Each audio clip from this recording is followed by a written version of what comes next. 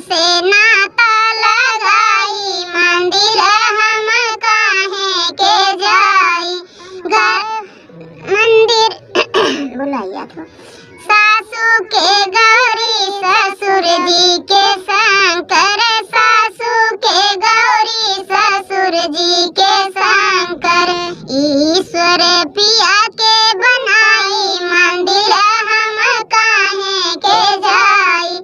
ईश्वर पिया के बनाई, मंदिर हम काहे के जाई। घर ही हमें मीरत बनाई, मंदिर हम काहे के जाई।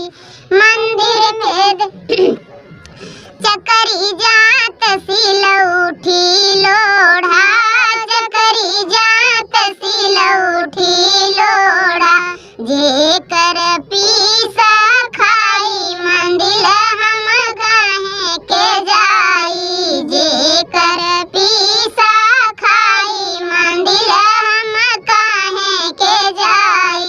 ओ नहीं से चरण लगाई, मंदिर हम काहे के जाई। धोई धोई चरण लगाई, मंदिर हम काहे के जाई।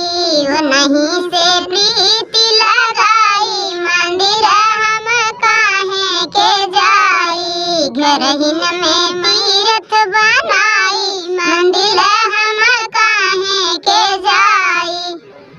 तो फ्रेंड, ये गीत था मेरी मम्मी जी गा रही हैं। आप लोग को कैसे लगा कमेंट बॉक्स में बताना। फिर मिलते हैं किसी